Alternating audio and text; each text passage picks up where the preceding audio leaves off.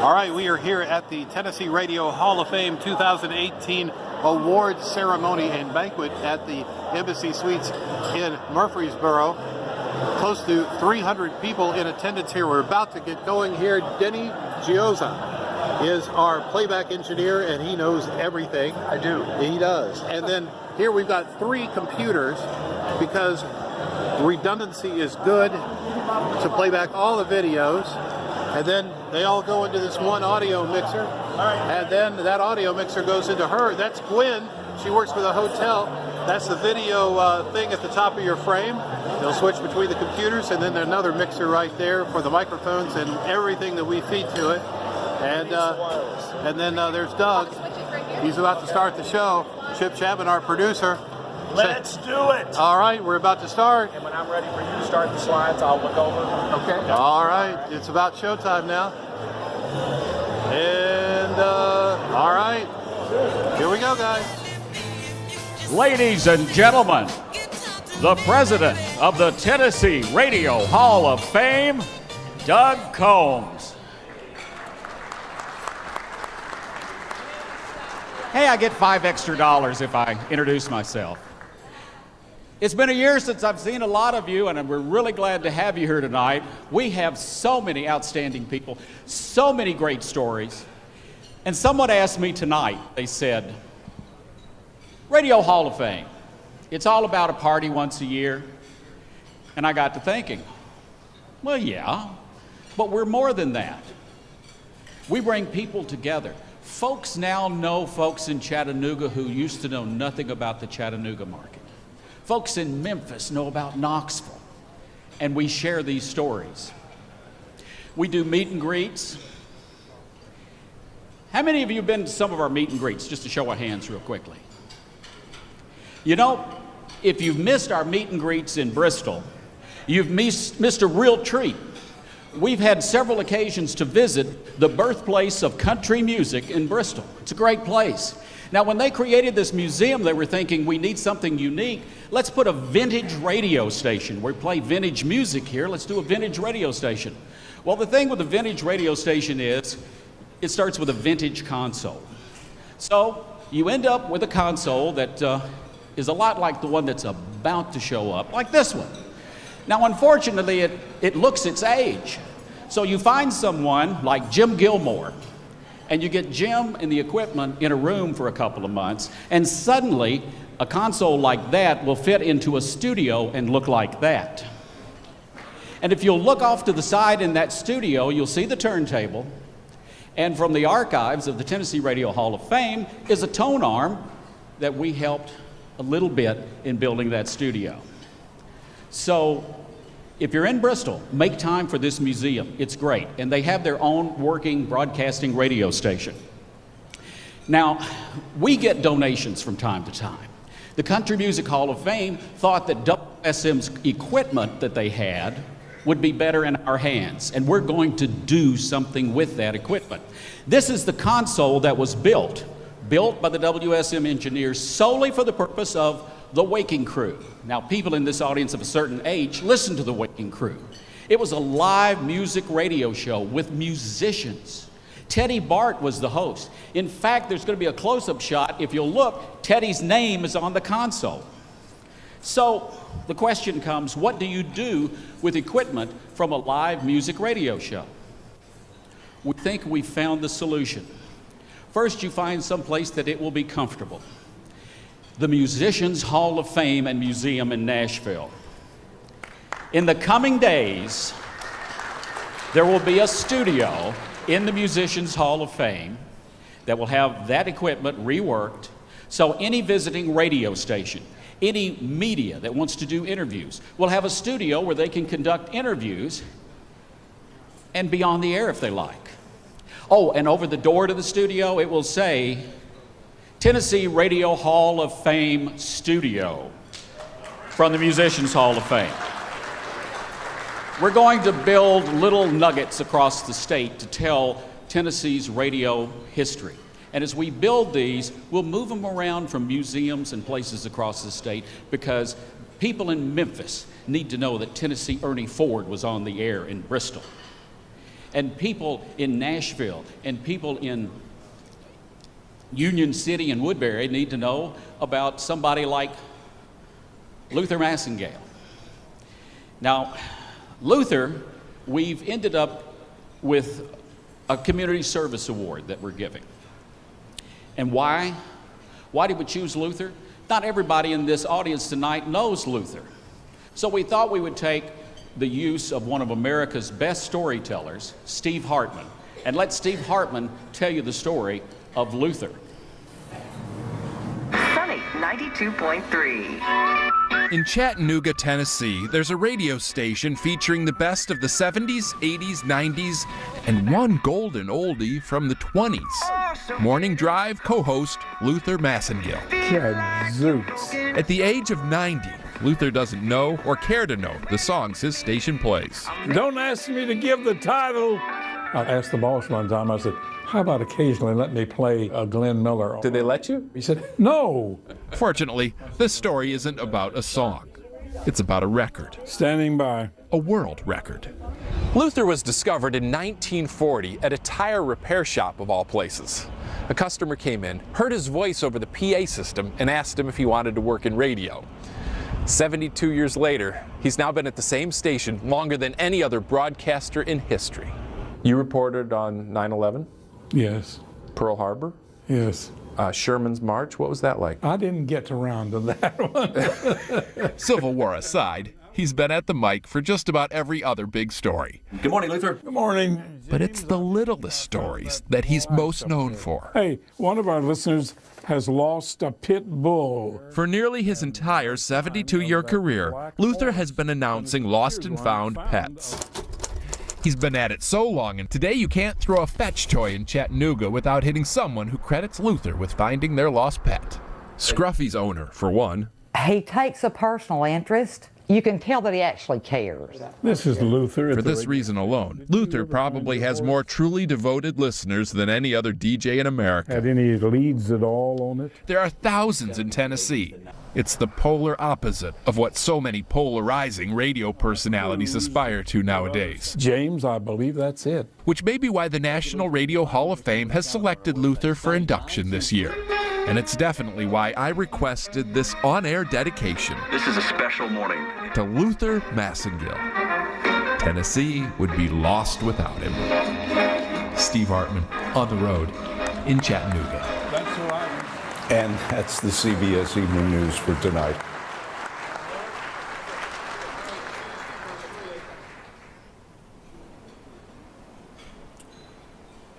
There are so many radio stations in the volunteer state that take community service so seriously and on a daily basis give and give and give. Let's go up the road a few miles to Nashville. Several 100,000 Lightning 100. I thought the deal was I was going to point at you and then you were going to play it. WRLT is the Luther winner. Lightning 100, Nashville's longest-running independent station, has been serving the Nashville community for over 27 years. Our AAA music format may be niche, and our 3,000-watt signal and staff may be small, but these things have not held us back on the breadth of our community outreach and service. From helping thank our local veterans. Happy Veterans Day, Corporal Phillips of the United States Marine Corps. We love you. To encouraging the community to adopt a family in need for the holidays. This season, get behind the shield with Lightning 100 and Carvana and give the gift that counts. Simply drop new toys or clothes for the children and elderly who don't get adopted during the Salvation Army's Angel Tree program. In 2017 alone, Lightning 100 aired over 83,000 minutes dedicated to local artists and community organizations.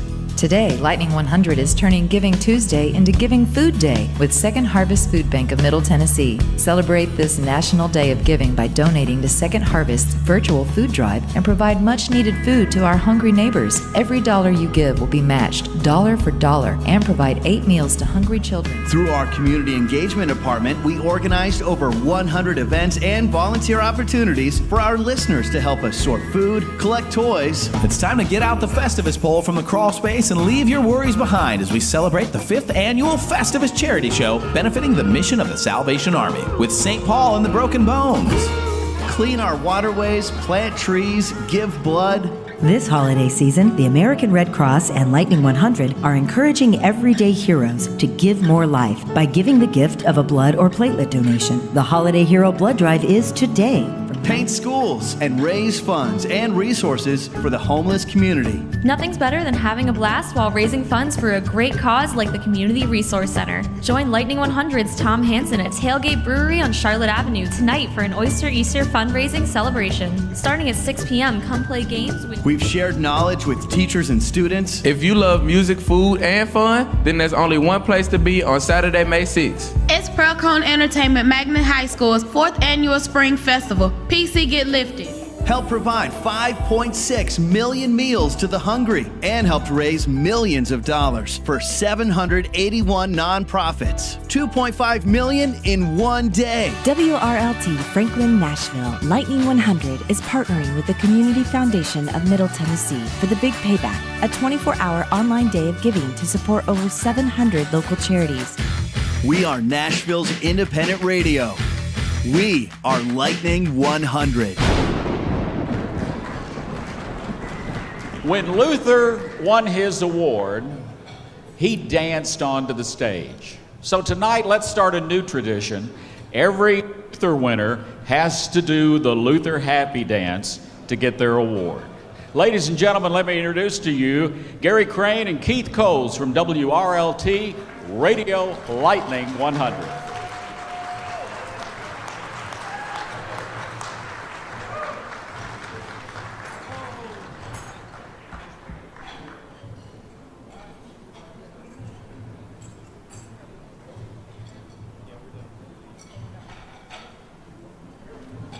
Thank you. I want to thank the Tennessee Radio Hall of Fame for this award. Obviously, it's means something to us. After watching that video of Luther, I did a little research on him and realized that I thought we were in the business for a long time. Our station's been going on for 28 years.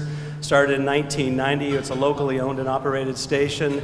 But then when I see someone going 70 years, I think, we're just beginning. And so the pressure's on us, I guess. We've been lucky enough to be recognized for community service in the last couple of years by the National Association of Broadcasters, which was an awesome recognition. Oftentimes, people do things for awards. We didn't even know these awards existed. We were just doing things every day one of our initiatives was to give back to the community, and it certainly has given back to us. I'd like to thank Lester Turner, our owner, who has given us the ability to do what we do every day. You all know what it's like to be a small station. We're a station in Nashville, 3,000 watt tower, a land of, we're David in a land of Goliath, so we have a lot of pressure, but we continue to do it. We have an amazing staff. Keith Coes, everybody in the room knows Keith Coes. I didn't know this. One of the things about our station is we have longevity in people that work there. I've been there 22 years. Keith has been there 26. Yeah, the station's only been going on for 28 years, so we have quite a few people that are there for that. We want to thank the staff. Every day they roll their sleeves up, put the boots on the ground to make us worthy of this award. I want to take it back to the staff, to our nonprofit partners, our business partners, and our engaged audience. Our listeners are the ones that really do the hard work to make Nashville a better place. So thank you. We don't take this award lightly. We know it's the first time it's been awarded, so we hope that we are an example to stations after us, and we'll continue to do what we can to help Nashville and Tennessee. Thank you.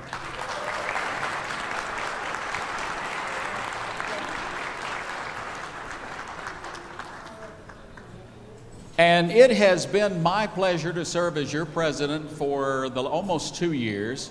My time here is done tonight. My term, well, that's who's really counting? It's only a month, 26 days, and 4.5 hours.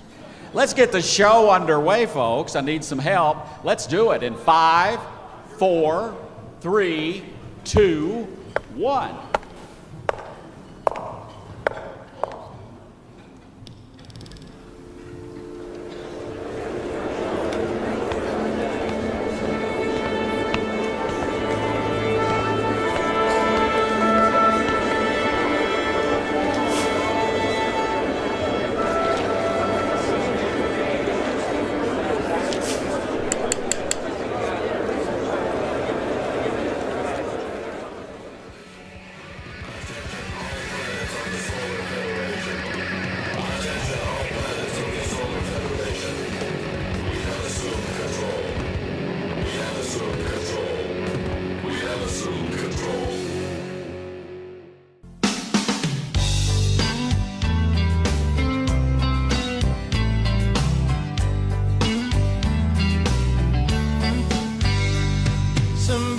is at the front door, I can hear them knocking. Your mama's on the phone and she feels like talking. There's chicken on the barbecue, and don't worry about it, baby, just drop what you're doing, 'cause they're playing our song on the radio. Okay, Mr. DJ had a way to go. 1,000,000 watts of love power coming on strong. Dance with me, darling, they're playing our song.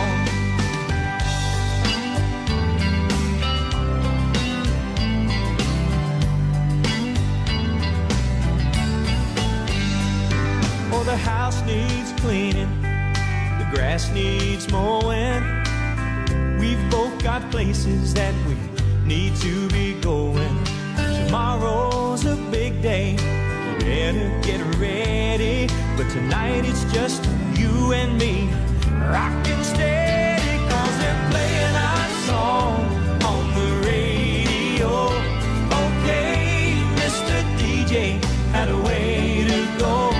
1,000,000 watts of love power coming on strong. Dance with me, darling, they're playing our song.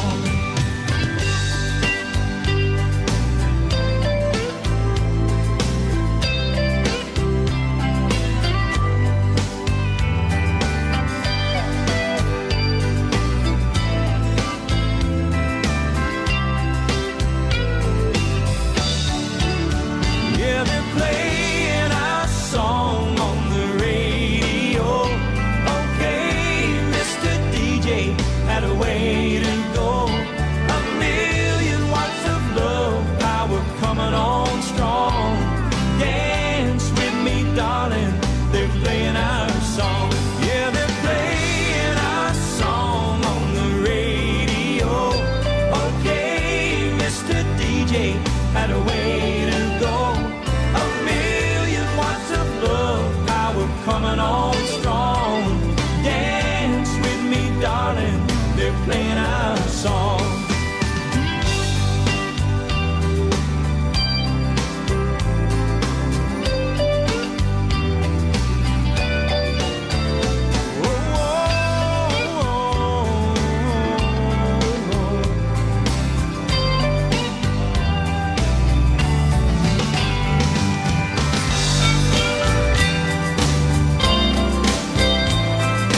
Ladies and gentlemen, please welcome our MC for the evening, 2017 Tennessee Radio Hall of Fame, the one, the only, Dave Brown.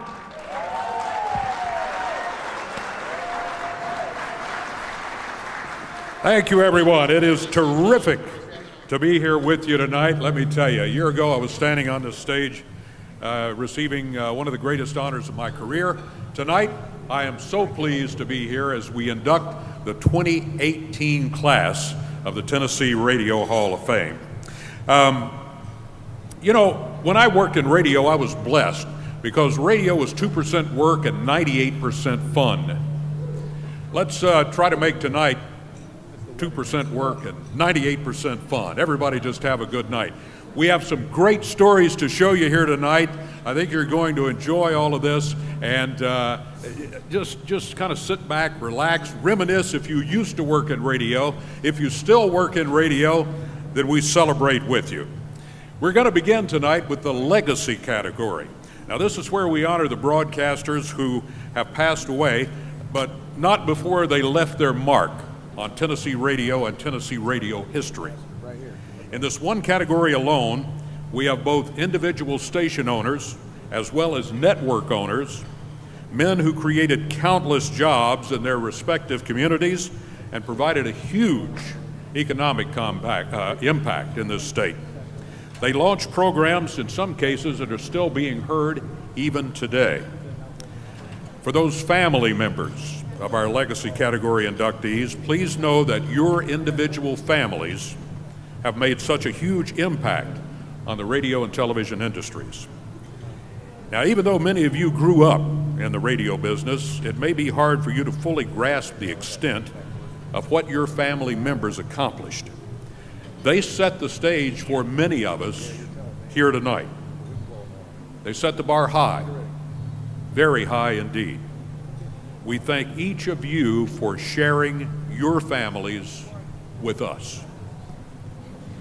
Join us now as we pay tribute to our 2018 inductees into the Tennessee Radio Hall of Fame. The Billy Benz broadcast story began in 1939 in Bessemer, Alabama. He was a 21-year-old honors graduate from Auburn, armed with an engineering degree and a head full of ideas. Benz set out to change the radio industry, and boy, did he ever. The first Benz station, WFTM in Fort Myers, Florida. But for Billy, one station wasn't enough. He served as a consulting engineer for a number of stations up and down the East Coast, and even served as a professor of electrical engineering at the University of South Carolina. But eventually, Benz returned to radio full-time and never looked back. Billy was gifted at all aspects of engineering and management, and finally set his sights on Chattanooga. There were some engineering and FCC challenges. Benz cut through them like a knife. And his flair for engineering would soon be matched by his instincts for the then young format of rock and roll. Ready now, go cat, go, don't you step on my blue suede. Billy Benz. Well, Billy Benz was an engineering genius. In the late 1950s, it seems like every radio station in the Chattanooga area was looking for a way to increase their power. Their engineers consistently gave the same diagnosis: not gonna happen. Enter Billy Benz, who figured out a way to put a 10,000 watt radio station on the air from nearby Lookout Mountain, Tennessee, covering the entire Chattanooga area. And that station went up eventually to 50,000 watts. Joe Poteet, the chief engineer at the time, told me personally that if they would have put those towers at the time to the left a few feet, wouldn't have worked. To the right a few feet, wouldn't have worked. There was one small piece of property that would work. And Billy Benz figured out a way to put that station on the air. And that's exactly what he did in February of 1961. And the rest is history. WFLI soon signed on. Jet Fly took off and soared to the top. Greater Chattanooga's most powerful radio voice, Jet Fly, WFLI. And I've had people say, well, what was it like? Well, I can tell you that it was like turning on a light switch. It was instant, overnight ratings success. And I think almost every kid from every high school had that station turned on. You literally couldn't go anywhere, and not hear that station. It'll never happen again. Never. Of course, you can't do rock and roll without promotion and showmanship, and Billy had them both. He was one of the first Renaissance men in broadcasting, and we welcome Billy Benz into the Tennessee Radio Hall of Fame.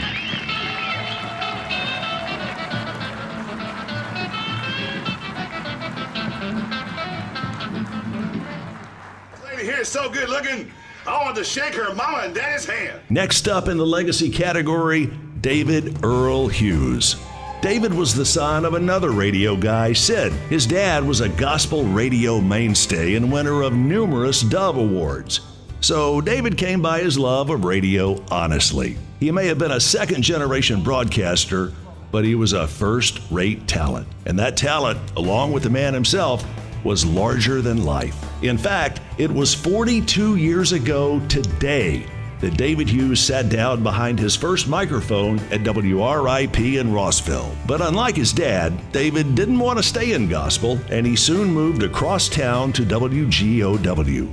After serving as part of the KZ106 Morning Zoo for a few years, David found his way to US 101, also in Chattanooga, and US 101 found their new superstar. Hi, this is Trisha Yearwood. You're listening to big old Harry David Earl Hughes, who's not really fat, he's just swollen, here on US 101. Hughes soon teamed up with 2016 Hall of Fame inductee Bill Poindexter, and that partnership soon led Dave and Dex on the way to award after award after award. David won the CMA Personality of the Year award for the first time ever in 1994. He and his partner Dex won again in 1999, and they went on to play a huge part in the US 101 success story. But the biggest part of big old hairy David Earl Hughes wasn't his waistline.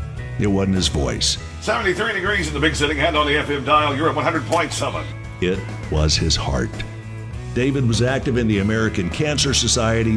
He was also involved with the Forgotten Child Fund, the Chattanooga Rescue Squad, and a host of other charities. If you needed a voice to help raise money for the underprivileged, call David Hughes.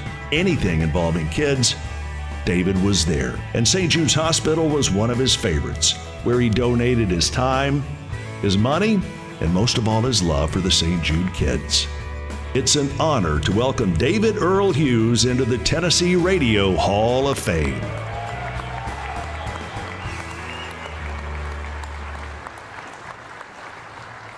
Our next inductee, the pride of Knoxville, Mr. Jeff Jacoby. Jeff attended Tennessee Tech in Cookeville, and it was there he fell in love with the science and the art of broadcasting.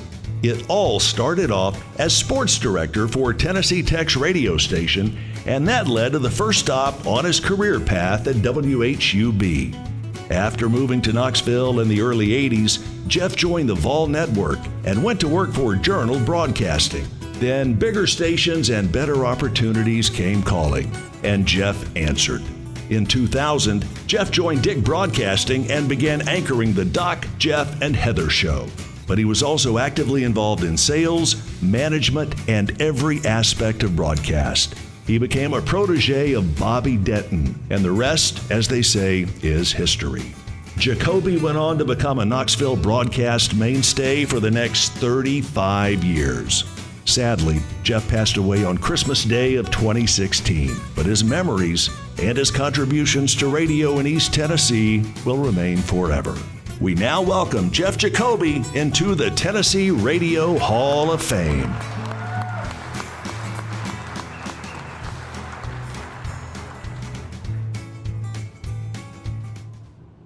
Martin Carant began his broadcast career in 1942 at WKPT, at that time the only radio station in Kingsport, Tennessee, and that began one of the longest stints in Tennessee radio history, lasting until 1971. Almost 30 years at one radio station. After his 3 decades there, Martin moved to Chicago to pursue a public relations job for a while, but as usual, the radio bug bit again, and Martin returned to Kingsport in 1980 to host the morning show, which he finally did all the way up until age 80.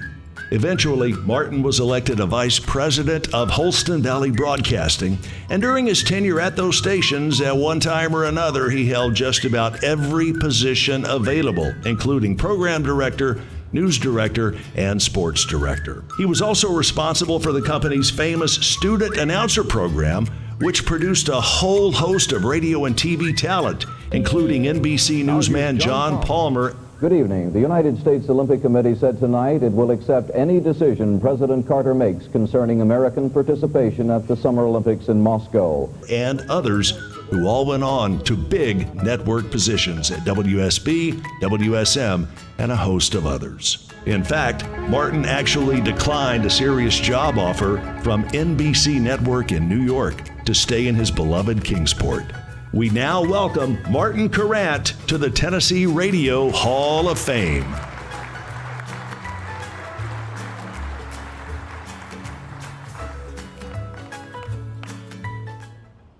John Lashley was one of Middle Tennessee's best-known voices in the 60s, 70s, and early 80s. Lashley was the lead sportscaster for WLAC and what would later become WTVF News Channel 5. A gifted athlete as a young man, John carried his love for sports through high school and college. His professional broadcast career began during his freshman year at UT Knoxville, and he would be a devoted Vol fan for life. During his military service in the Navy, he also did radio for the Armed Forces Network, and after his military career, he was selected to headline the WLAC broadcast staff. and was also involved with television work as well. Whether it's a new Olympic world record or a sports challenge, John Lashley knows sports is more than being a winner or loser. It's news. That's why John Lashley is a sportscaster as well as a sportsman. John Lashley, Chris Clark, Dave Kaler, Mark Russell, the Eyewitness News team. We bring it all home to you on Television 5. For many years, John juggled both radio and television duties and was among the first to host the Tennessee Outdoors TV show. In addition to his broadcast service, he did public service work as well, serving as both a Nashville councilman and then as criminal court clerk for Metro Nashville and Davidson County. He was close friends with UT head football coach Johnny Majors and was side by side with the Vols when they won the BCS championship. Over a decades-long career, John Lashley earned the respect of generations of Middle Tennesseans. He's also earned his way into the Tennessee Radio Hall of Fame.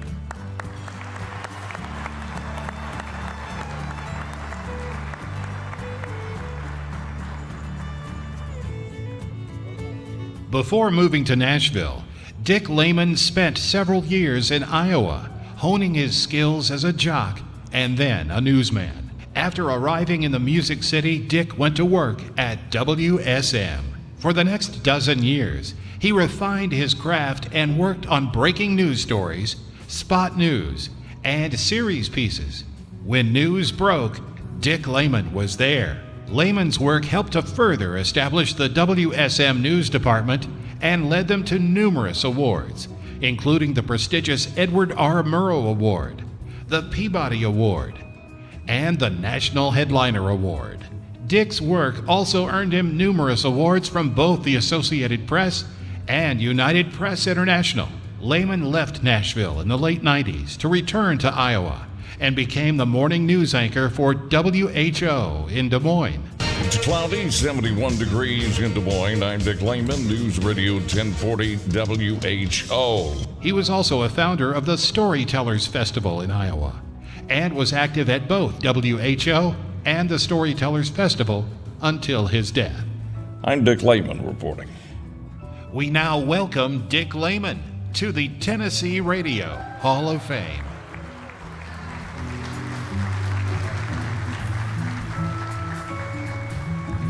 What a great list of inductees, the legacy category for the Tennessee Radio Hall of Fame. Now we'd like to bring the family members up to accept the award on behalf of their family members.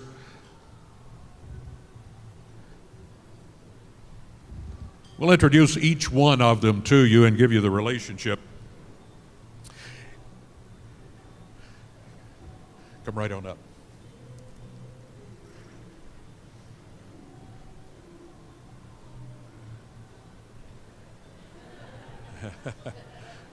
Okay, go ahead. Billy Benz, the inductee, and accepting on his behalf his daughter, Betty Benz, and his son, Bill Benz III.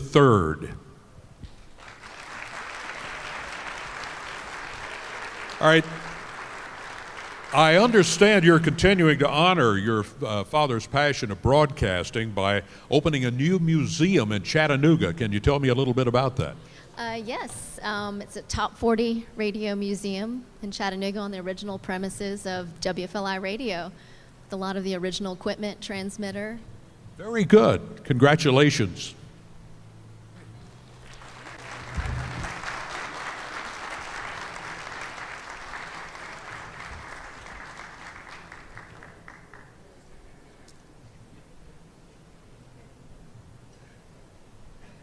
Our inductee, David Hughes. Accepting for him tonight, his son, Stephen Hughes. Congratulations. Thank you very much. Hey, how's it going? got a question for you. What was it like growing up with your father being such a household name in the city of Chattanooga? What was that like, Stephen? Painful. Every cop knew who you were. The greatest threat wasn't going to jail. It was, I'm calling your dad. Yeah. I can understand that. Yes, indeed. Once again, Congratulations, David Hughes, one of our inductees.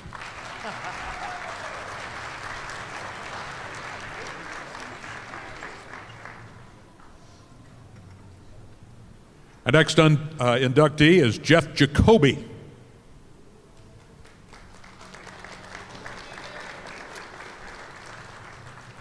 Accepting for Jeff his wife Cherie. If Jeff were here tonight, what do you think he would say right now? Well, first of all, he'd have a great big smile on his face and just say how humbled he is and how honored he is to receive this award from his peers. He loved radio, both on air and in sales, and wouldn't have wanted to do anything else in life. Very good. Well done. Congratulations. Jeff Jacoby.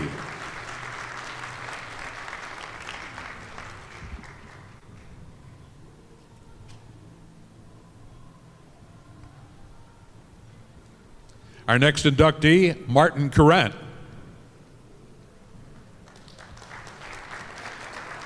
Accepting is his grandson, John Corrent. How are you? Good. Martin didn't truly retire till he was what, like 80 years old? 80 years old. Why do you think he was so dedicated to the Tri-Cities community? Yeah, he loved his job, and that was his family. And even when he had opportunities to go to New York, he wanted to come back.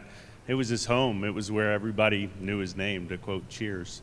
And he loved being there. So he was committed to Tri-Cities. Very good. Congratulations on this honor tonight.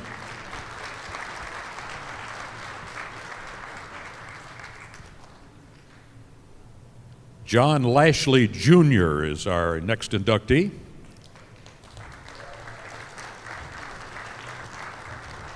His son, John Lashley III, will be accepting in his behalf.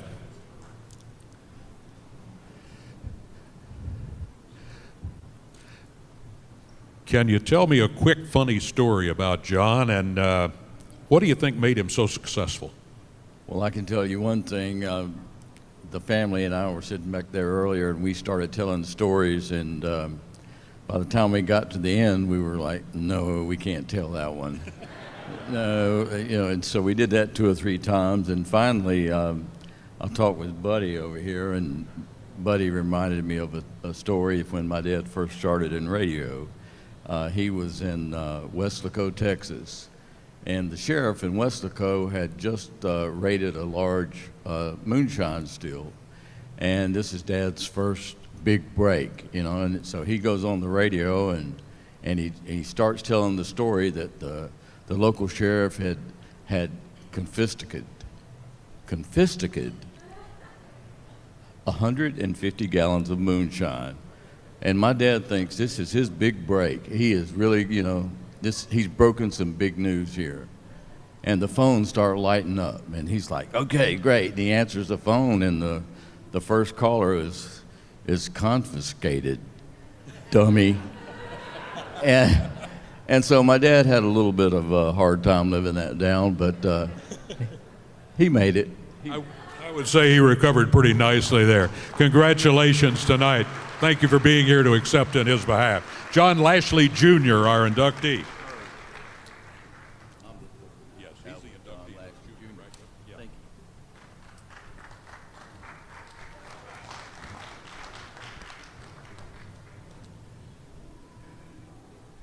Dick Lehman is our next inductee.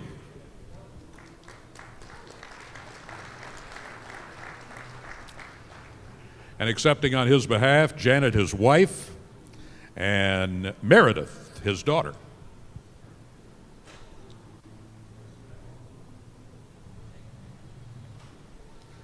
Hi there. What do you think made Dick such a successful journalist? He never thought it was work. He loved every day of it. So it was 98% fun for him, too. Yes, all the time. Very good. Thank you. Congratulations on, and I'm glad you're getting to accept this award on his behalf. Thank you so much. Yes.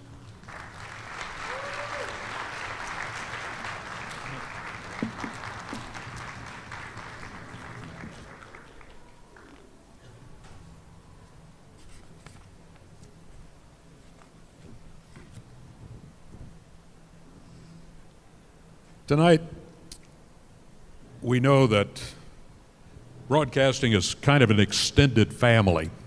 I know where I worked for almost 40 years, we called it the WMC family, and we truly felt that way as we went to work every day. And broadcasting in general, I think, is an extended family.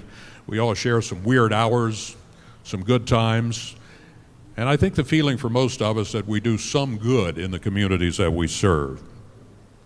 But just like with any other family, sometimes we lose members long before it's their time to go. And we want to pause just a moment here this evening and recognize some other Tennessee broadcasters who left us all too soon.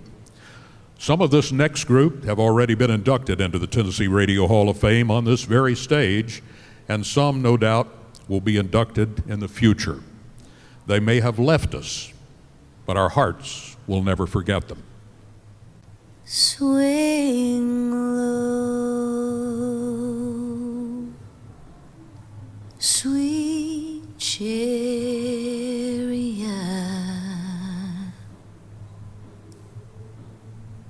coming for to carry me home. Swing low, sweet chariot,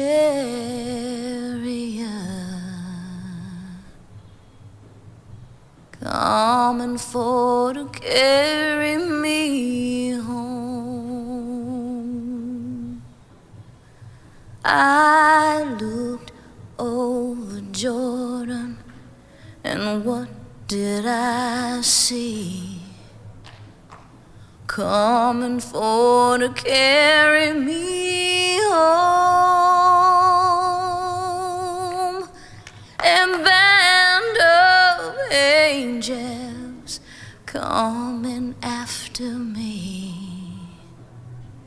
coming for to carry me home. Swing low, sweet chariot, coming for to carry me home. Swing low, sweet chariot, coming for to carry me home. Swing low, sweet chariot, coming for to carry me home.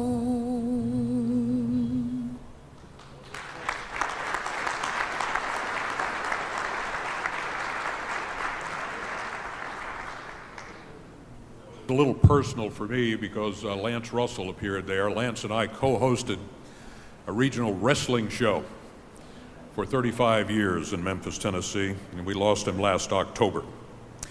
Hey, he also gave me my first job in weather. Now, I'm not going to do a full weathercast tonight. They would not allow me to have a green screen up here.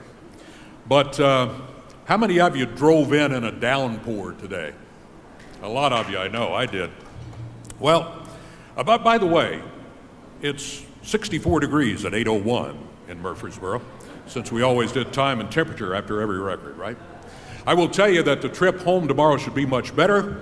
I'm looking for some sunshine and a temp climbing up into the mid and upper 70s, so things are looking better tomorrow. You know, since the Tennessee Radio Hall of Fame was founded 7 years ago, there has only been one recipient of the Lifetime Achievement Award. Just one in a 7-year history. But this year, our board of directors decided that there are 2 of our members richly deserving of a Lifetime Achievement Award. We began with a Middle Tennessee sports legend who has been behind the microphone for more than 53 years.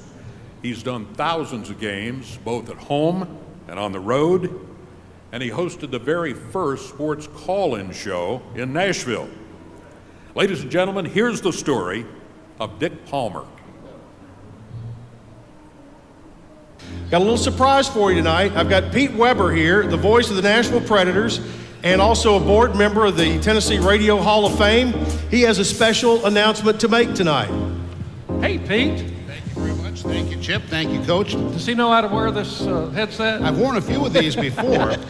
Pete, you know Coach Ensign. Absolutely. Oh, yeah. I want to know what you have planned for Saturday, May 5th. I expect I've got a baseball broadcast, perhaps. Well, somewhere nearby, I think we're going to do something else for you. On behalf of the Tennessee Radio Hall of Fame, I'd like to tell you on that night, you're going to be presented with a Lifetime Achievement Award for your work in this broadcast industry across this state. And I wanted to be the first to tell you and do it so here tonight. It was all determined at a knockdown, drag-out board meeting on Saturday, and you are going to get that honor. Well, I don't know what to say. To think of all the places he has worked. People think I worked a lot of places, but no, than the fact that he has been in Middle Tennessee, he's been in East Tennessee. I can't think of anyone, and he continues to work, obviously, at MTSU. I can't think of anyone who has had a larger footprint on sportscasting at the least, if not overall broadcasting in Tennessee than Dick Palmer. So this Lifetime Achievement Award, I think, is something very, very special. What a deserving honor. Just a absolutely passionate individual about what he does. His nickname is the Old Pro, and there's a reason for that, because he's so professional about how he handles interviews, how he handles games. His voice is unlike anybody else's. I'm just proud to be part of it, proud to be his friend, and proud for him to be our announcer. Well, congratulations to Dick Palmer, very much deserved. Been a tremendous supporter and done a tremendous job for Blue Raider baseball. There's a reason why he's called the Old Pro. He brings a lot to the table every time he comes to the ballpark and has been a big part of Blue Raider baseball over the years, and very excited, and he very well deserved this award. I've known Dick for a long time, and as a professional and also as a friend.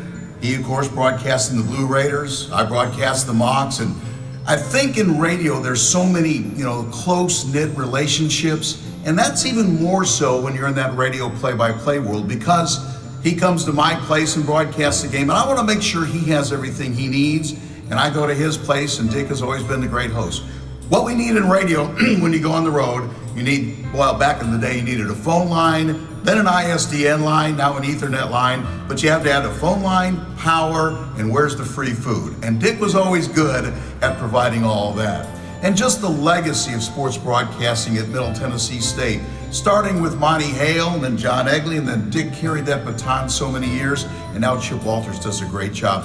Think of all the great sports moments, great history moments in MTSU athletics, and so many fans heard that history in the making from Dick Palmer. He's done a great job at play-by-play. Great broadcaster, great person.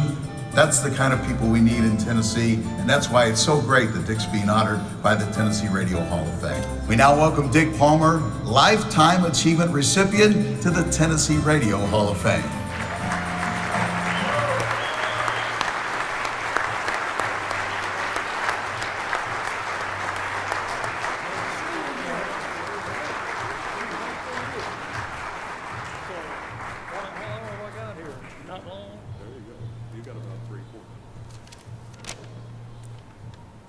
They say the leadoff man kind of sets the stage for the whole game.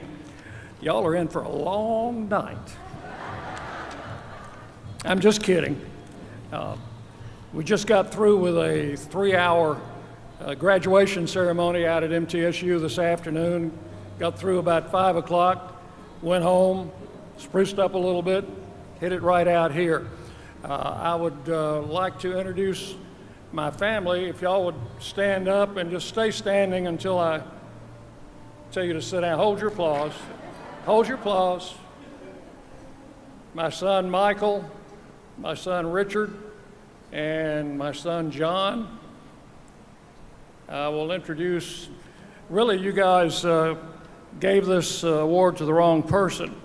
The person who should have a Lifetime Achievement Award is my wife, Dee, for putting up with me for over 50 years.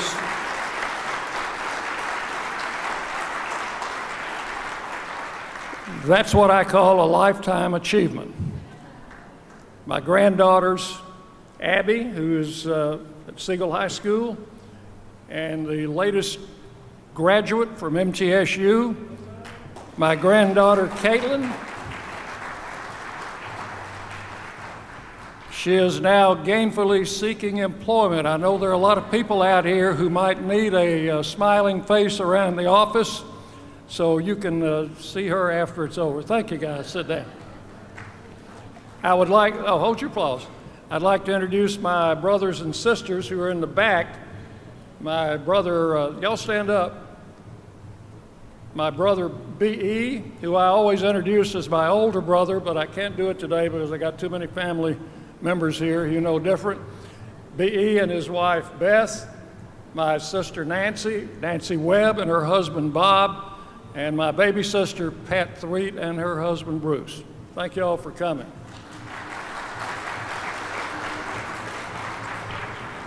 I'd like to thank the MTSU folks for that nice ad they put in the program. I know they don't give those things away, but I appreciate them doing that. I've got a couple of tables of some of my MTSU people back in the back.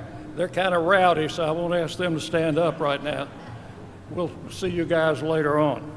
I'd like to thank Pete Weber and Chip Walters, who kind of ramrodded this thing through, I guess. And our thanks to the board who approved it. I'm sure it was probably after midnight in a smoke-filled room when all this finally got worked out. And you saw what they did to me. I was on a live radio show and they sprung it on me from behind and it kind of took my breath away. But thanks to, and Pete, I'd love for him to be here tonight. He has another obligation down at Bridgestone Arena later on. But Chip is here, and I appreciate their work. Congratulations to all who are going to be inducted into the Hall of Fame tonight. It's a great honor. A lot of these people, maybe I didn't know personally, but I knew of you, and I've seen a lot of people here tonight that I have worked with in the past. Tom Britt from Jackson is here. It's good to see him. Again, we broke him in radio when he was at Beach Bluff High School, and we put him on the air at WDXI in Jackson, and he was T-Tommy in the Country Club. He's come a long way since then. Tom, thanks for being here tonight. Chip. Chip told me I had to tell one Charlie Finley story before I sat down. Charlie Finley, most of you have heard of him, especially you guys who are a little bit more my age. He was the Maverick owner of the Kansas City A's and later moved that team to Oakland. And he was the owner of the Oakland A's. They were the team in the green and gold, the white shoes. They had the long hair and the mustaches, and they won 3 world championships in the 1970s. And he bought our basketball team in Memphis. I'd been working pro basketball for the ABA team in Memphis. It was about to go under, and he bought it for a shoestring, and I guess he thought he could sell it and make a profit. So he was going to be our new owner. This was about the 3rd year that we'd carried the game. Fred Cook was my station manager, and Fred Cook was negotiating the broadcast rights with Mr. Finley. Now, Chip, you told me I could tell this story, didn't you? Okay. So, Fred Cook was on the phone with Mr. Finley. Finley was in his office in Chicago, and they were knocking out the details of the broadcast arrangement, and all of a sudden, I heard a loud roar, and Fred Cook said, "Palmer, get in here." So I ran down to the station manager's office, and he was hilarious. He was in stitches. He said, "You won't believe what Finley said." I said, "Well, is it good or bad?" He said, "Here's what he said." He said, "I've got a guy that I fired in Oakland who was an announcer, and I'm still paying him. And he's going to come to Memphis and do the games." And my station manager, Fred Cook, said, no, if we carry the games, Palmer's going to do them because he's been accepted here and he's been doing the games in the past. And I said, well, what did he say to that? He said, okay, you tell Palmer he can do the games, but you tell the SOB he's going to eat hot dogs and sleep in a whorehouse. That never did happen. But that's a Charlie Finley story that, and I've got a few more I'll tell you a little later on the post-game show. One person that I wish could be here tonight was the person who actually broke me into radio at WMTS in Murfreesboro, and that's John Hood. John is my mentor, and everything that I really know about this business, I learned from him. And he had laser cataract surgery yesterday. He said he wanted to be here, but I don't think he made it. But I just wanted to thank him publicly and thank all of the folks that I've worked with in the past. Congratulations to all the inductees. Charlie Monk and I both worked at the same radio station at 2 different times, so it's good to see him. And I really appreciate y'all putting up with me for these few minutes. Thank you very much.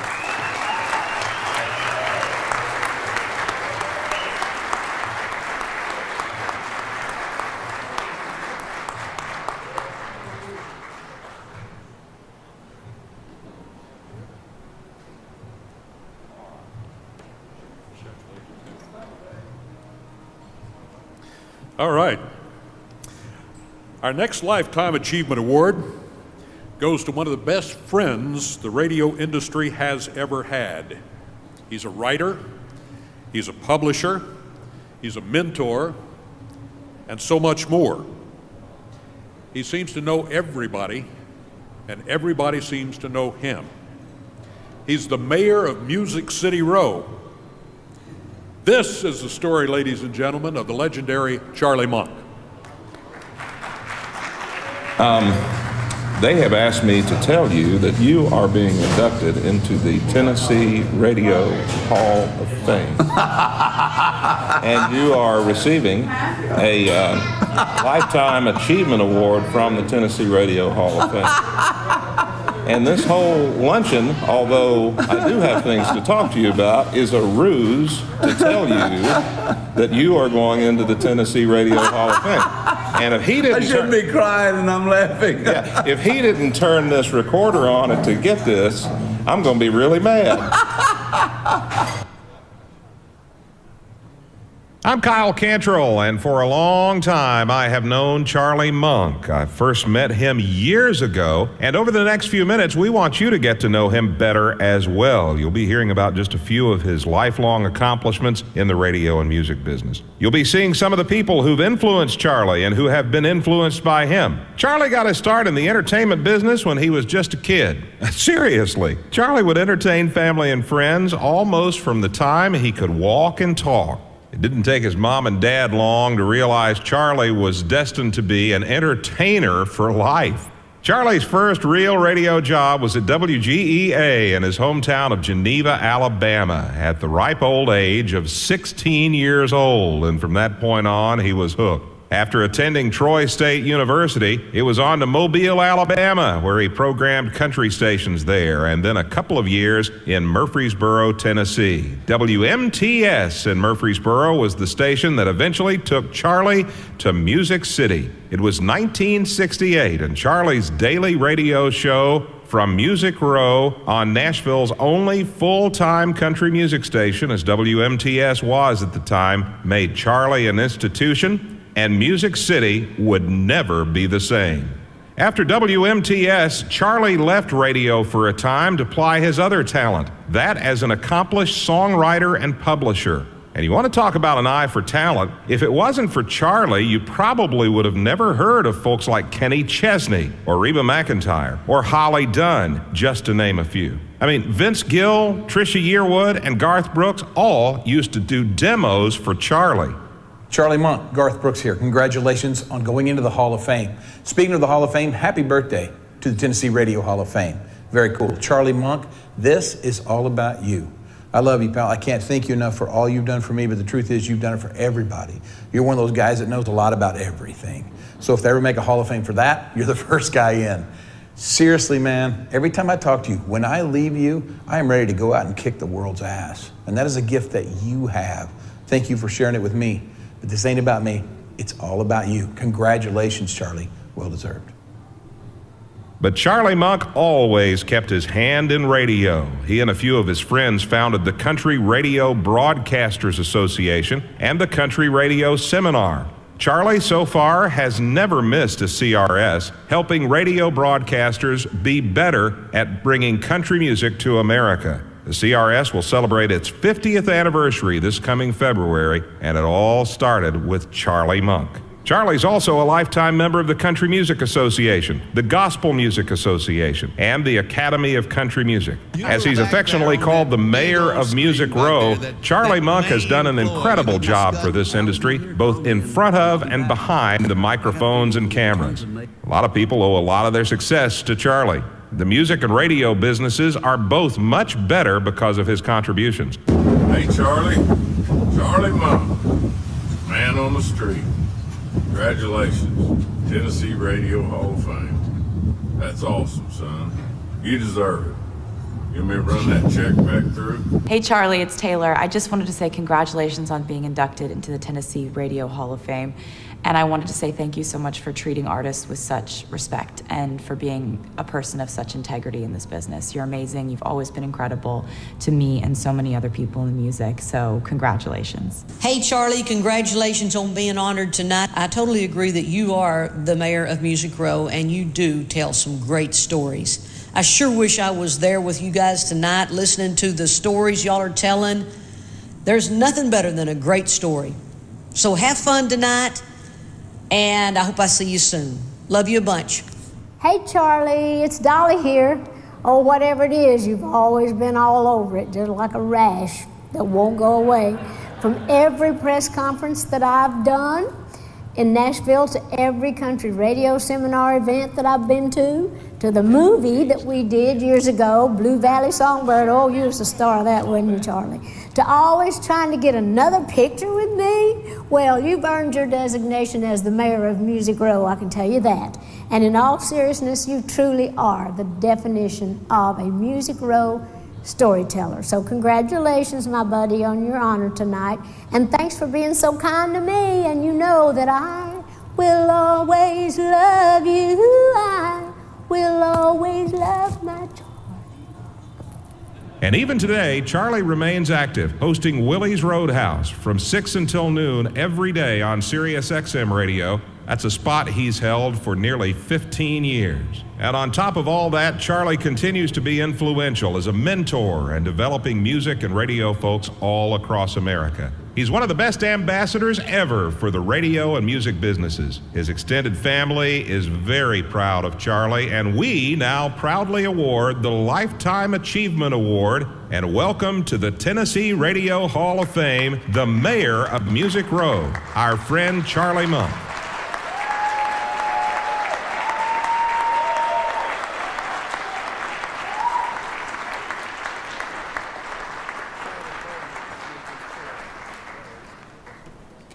Good evening. My name is Walden Perry, and I'm Charlie Monk's grandson. He's had a lot of people to thank for helping his career, and he was going to do that, but now there's been a change.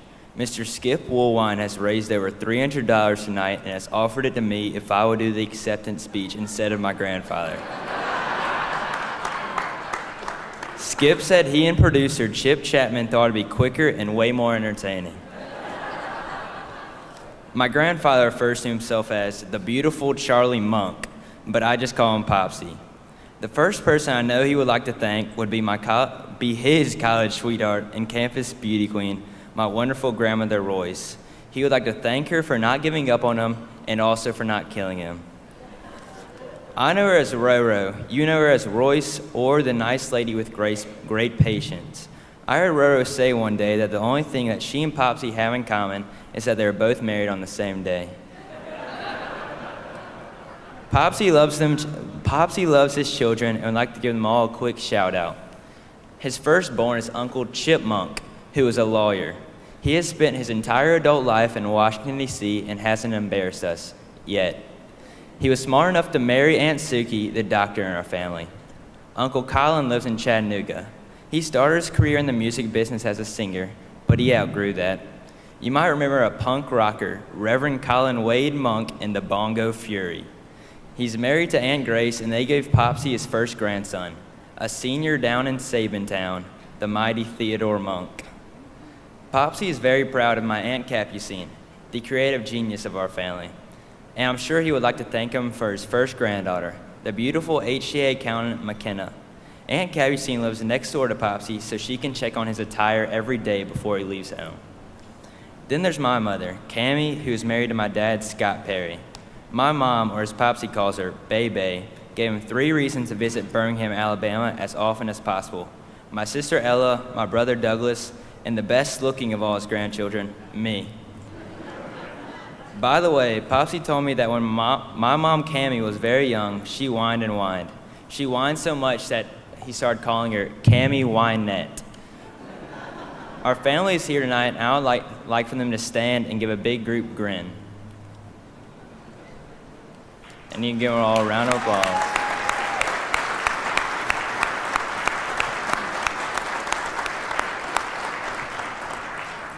Popsy would probably want me to add that Aunt Capucine and my mom were born right here in the borough.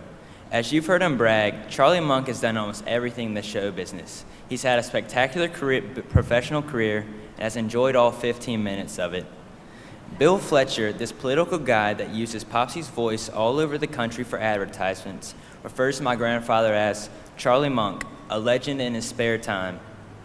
A big thank you to Mr. Tom Perryman, his wife Billy, and their partner Mary Reeves for starting Popsy's Tennessee radio career when they brought him to Murfreesboro in 1968 to program WMTS. The late John McCreary was a great help to my grandfather too. A big help should go out to Steve Blatter. 16 years ago, he dug Popsy out of mothballs and gave him a daily nationwide Sirius XM radio show from Nashville. We are grateful to J.R. Shulman for keeping him around since then. Popsy told me that some of his Tennessee radio idols are John Young, Jerry House, Hoss Allen, Gene Nobles, John Richburg, Dave Nichols, Grant Turner, Harold Henry, Ralph Emery, Charlie Douglas, and his current co-worker Kyle Cantrell. Popsy, why'd you cross Keith Bilberry off this list? Well, you know by now then that the other media has given him way too much print and FaceTime, because he's parlayed that into perception that he's actually a success, and now people keep hiring him as a consultant, which means hopefully he should be leaving us grandkids a little cash someday. I heard someone ask him tonight why he hasn't retired yet.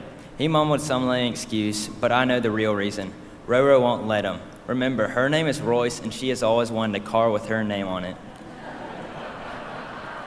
I think he deserves this honor, but our family has decided if Popsy had spent as much time working on his radio career as he did hanging out with celebrities, we'd be somewhere in the Bahamas instead of sitting here acting like we're all impressed. And one last thing, and it is serious. Thank you to the membership of the Tennessee Radio Hall of Fame for honoring our favorite radio personality and the best grandfather ever, my Popsy, Charlie Monk.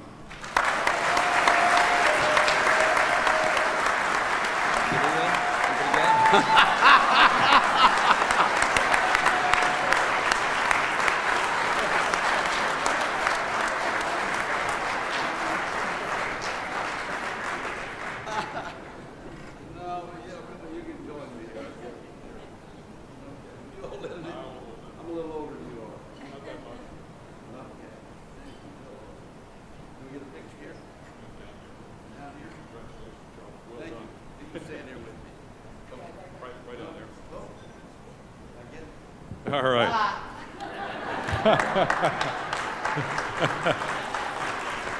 Earlier out in the hallway, I learned something here tonight, because earlier out in the hallway, Charlie said he didn't mind getting old as long as he could stay cute. I kind of feel that way too, so I've learned tonight, from now on I'm going to have my grandson do my acceptance speeches, especially one that's that good a writer. Huh? This brings us to the career category. You know, down here in the South, we often say, ladies first. Well, that's what we're going to do as we move into the career category. Mary Glenn Lassiter was a mainstay in Tennessee broadcasting for many years. Then she moved to Atlanta and Kansas City before returning home. She is our first inductee in the career category for the 2018 class of the Tennessee Radio Hall of Fame. We're gonna take the beginning of this song and do it easy. But then we're gonna do the finish rough. It's the way we do Proud Mary. Listen to the story now. Mary Glenn Lassiter did start out nice and easy as an announcer on WMAK-FM in Knoxville, a job she got right after earning her bachelor's degree in communications from UT Knoxville in 1973. She also did news on WTVK-TV, and that led to becoming producer and later co-host of the Johnny Mountain Morning Show. In 1975, Mary's husband, Robert, a former Vol football player, got a coaching job in Gallatin, Tennessee, and Mary moved to the Nashville area. In 1976, she began doing the news for WQQK Hendersonville, which later became 92Q. Mary picked up the morning drive news, where GM Bob Rich christened her the semi-beautiful Mary Glenn Lassiter. Hello, we have partly cloudy skies this morning. Going to have a good day today. Going to cloud up by tonight with some rain. It's 39 degrees. The 826 News Q, I'm Mary Glenn Lassiter. The Constitutional Convention wants to wrap things up, but to do that, they need more money from the taxpayers. 92Q was soon bought by Mooney Broadcasting, and Mary Glenn became the news person and sidekick for Steve McCoy. In 1980, another first for Mary Glenn. John Ward asked Mary to join the Vol Network, where she set up all of the post-game and halftime reports, coordinated stringers from across the country, and voiced all of the intros and wrap-ups as the first female voice on the Vol Network. Mary would keep this up alongside other radio jobs for years. Mary returned to Nashville in 1982 to Kix 104, teaming with Coyote McLeod and comedian Jim Gossett for what was a highly rated and fun morning show. Any chance that old Blue Eyes is seeing the success of Michael Jackson and now recording with Michael's producer would be doing Michael Jackson's song? No, surely You think not? I don't. I have a tape. Keep on with the force now. Don't stop till you get enough. Keep on with that force now. Do not stop till you get enough. Billie Jean's not my lover. That dirty tramp is not my lover. She's too hungry, dinner at 8. Loves the theater, never goes late. Atlanta called soon, and in 1983, Mary went to Z93 to be on the air with John Young and Steve McCoy. This lasted until '86, when Steve left and Randy Miller came on board. Mary worked with Randy, and later was hired along with him at KBEQ in Kansas City. Mary Glenn had been a news person and co-host for 15 years, and now she was ready to do it all by herself. Vic Rumor thought Mary was ready too. He brought her back to Nashville at WGFX, where she became Proud Mary, the first female rock morning show DJ in Nashville history. In 1997 came the greatest casting call ever, as WRVR became 107.5 The River and hired Proud Mary to roll on it and to do their TV spot. Where to set your radio dial? I mean, is this light? Is it mix? And then you got things going from here to here. And the station that was here is gone.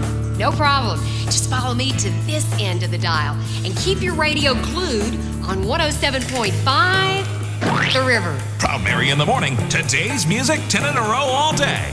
107.5 The River. I can't get my finger off of here. Guys, this is really good. Mary finished her radio career on WNRQ 105.9 The Rock in 2012. That's 30 years of news, sports, celebrities, and rock and roll, rolling on the airwaves with Proud Mary. Mary Glenn Lassiter, the newest member of the Tennessee Radio Hall of Fame.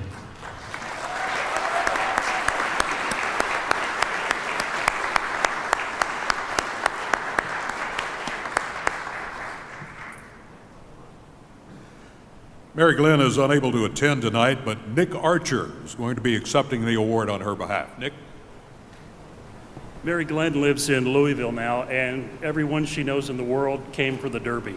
So she's kind of stuck there, but she asked me to say a few words. And I worked with Mary Glenn in 92Q in 1977, my first Nashville paying job. She was cool.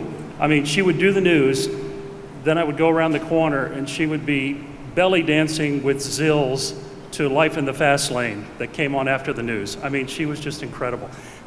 She was herself, and no matter what she did, news, doing sports, doing co-hosting, she was always herself, and she always just really did a great job. And when she finally got to do a morning show all by herself, she really kicked ass. I mean, she really did, and she continues to do so today.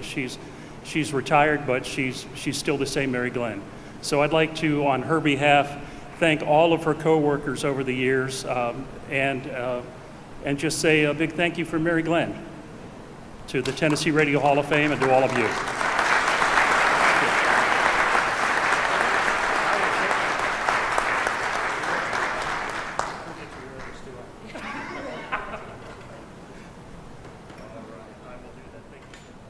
Thank you, Nick.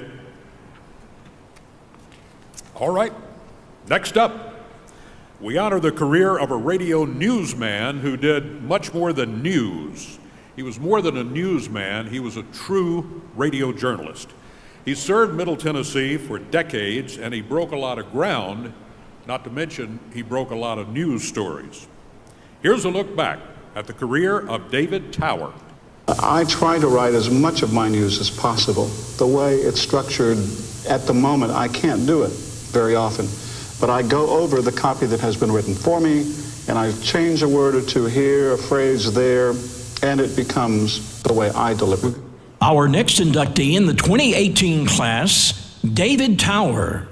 One of the most distinctive news deliveries during Nashville's AM Top 40 era was that of David Tower. David began as a newsreader on WMAK in 1970. WMAK. He had virtually no experience as a reporter. That quickly changed, and in 1971, David was appointed as news director of WMAK. In every year of the 70s decade, WMAK won large market radio awards from the Associated Press, including the prestigious Best Overall News Operations for 75 to 76, all under Tower's leadership. David originated a program called I Am Woman, which focused on the successes of women such as Oprah Winfrey, Billie Jean King, and many others. He was appointed to the Tennessee Commission on the Status of Women by Governor Dunn. In 1979, David, now the news director of WLAC, was elected president of the Society of Professional Journalists Sigma Delta Chi, now known as SPJ. WLAC replaced WMAK as number one, and that was the last time that happened in the Nashville market. During the late afternoon power and pattern changes at the stations, when David finished his last daily newscast on the hour, the operators delighted in making the switch during the pause in David's distinctive sign-off. This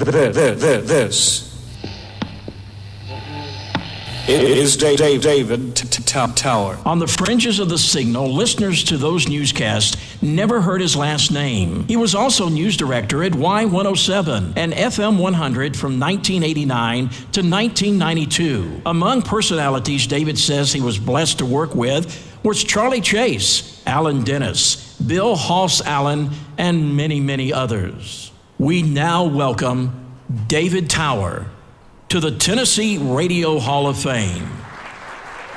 Well, I think I'll just sit. I'm in very good health, in case you're wondering. I just have a hip problem that is bone to bone, and they haven't decided yet what to do with it. And I hope that it's very soon that they decide. I didn't bring many notes. I'd just like to say it is a singular honor to be here tonight among all of you and to be inducted into the Hall of Fame. Thank all of you who voted, all of you who didn't. But it's sort of all began back in 1955. I was a teenager in East Texas, and I happened to run across WLAC at night. And I would listen to it as often as I could get it. And lo and behold, 30 years later, I was working with the people I heard on that station. The Horseman, Gene Nobles, John R. Great time at WMAK. A lot of people that I worked with there that are still friends today. Working with some of the people too at WLAC, Teddy Bart, Bob Bell, George Baber, Spider, Pat Riley, Doc Damon, and a whole host of other people. Thanks for some of the news people that I've worked with too over the years.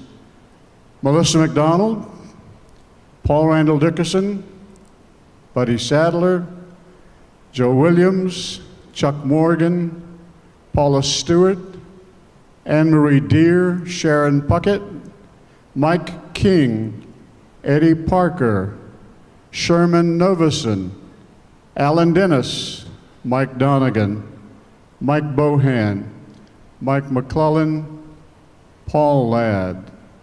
I thank all of them, and I thank all of you.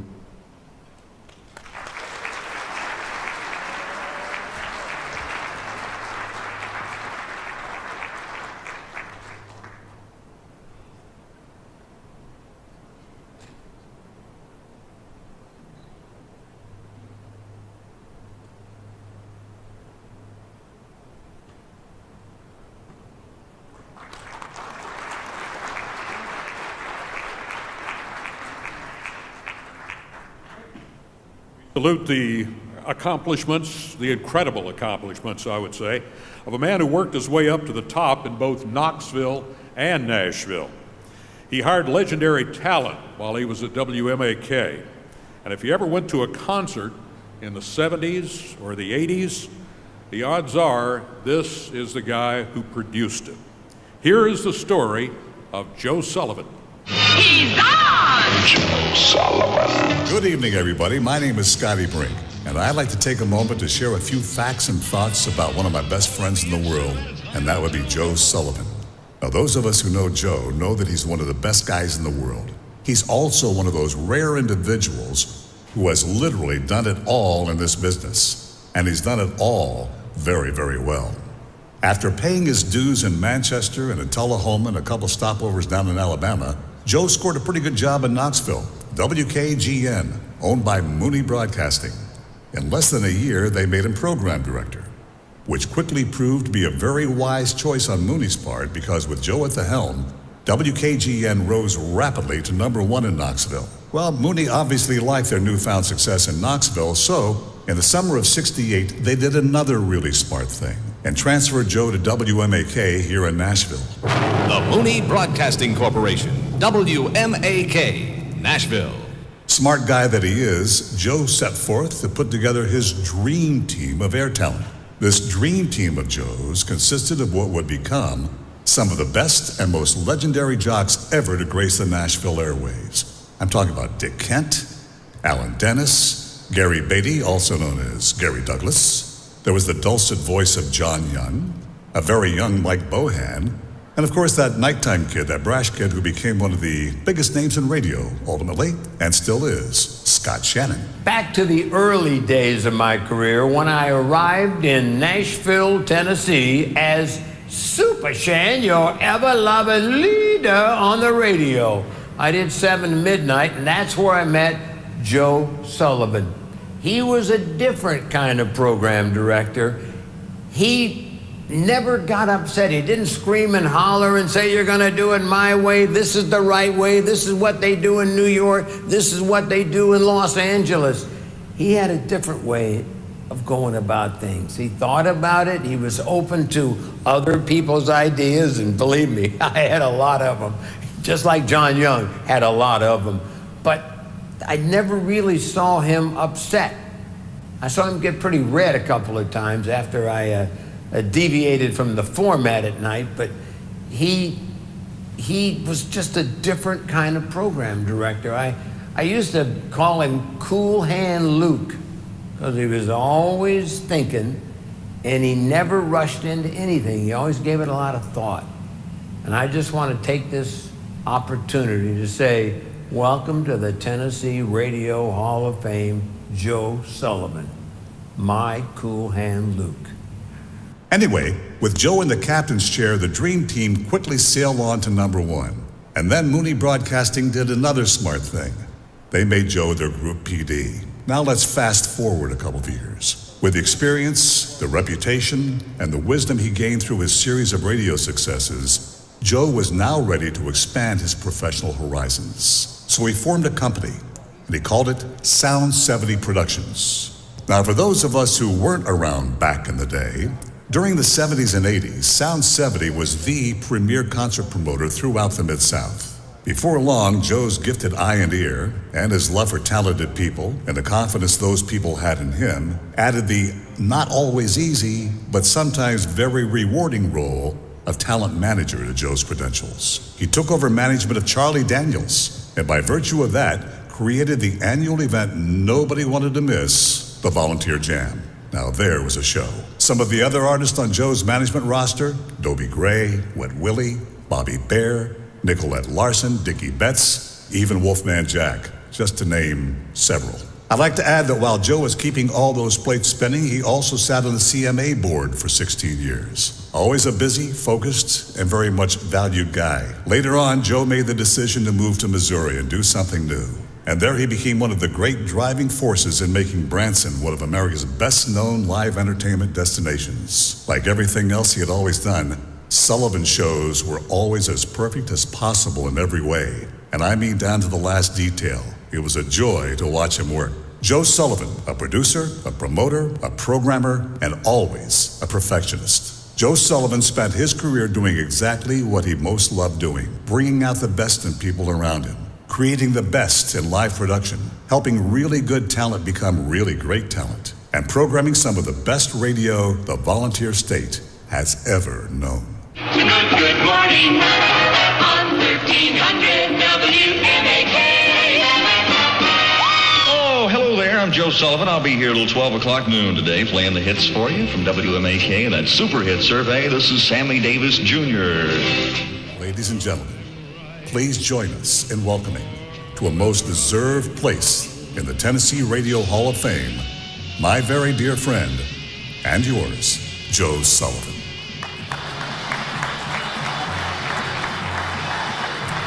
Joe is here, and his daughter Savannah is accompanying him. I heard there was some money for people who were accepting on behalf. No?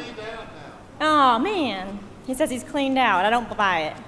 My name is Savannah Sullivan. I am Joe Sullivan's youngest daughter, and Dad told us that after so many years in the studio, he was retiring his microphone and asked me to accept on his behalf and say a few words for him. But before I read a little statement that he prepared, I wanted to take a moment because you may know that a microphone in a Sullivan's hand is a dangerous thing, and somebody let me have this one. So I'll take the moment to say a little something. That Dad, Kim, Joseph, and I were so proud to grow up with you as our father, and we know that Tracy was too. And it was so much fun to have a dad that had such a cool career and to be able to do all those fun things with you and celebrate your successes. We were all just so grateful that that was how we got to grow up, bragging about you. But without further ado, I'll read this statement from my dad, who is here tonight. He's sitting up there at table 2. Joe says, I am grateful and honored that you have chosen to recognize my time in radio here in my home state of Tennessee. For as long as I can remember, I wanted to be in radio. The years I worked at WMSR just down the road in Manchester when I was a teenager, and later at WKGN in Knoxville, and of course WMAK in Nashville, were some of the best years of my life. I met some incredible talent and even better friends, many of whom are here tonight. Particularly at WMAK, I worked with a dream team, and I was so proud to see so many of my friends and colleagues go on to have successful national careers. Though it would be impossible to thank each person individually who has made it possible for me to be here tonight, I do want to thank Lindsay, my wife of almost 35 years, for making sure I was able to come celebrate with all of you. Once again, I'm deeply grateful for this honor. Thank you.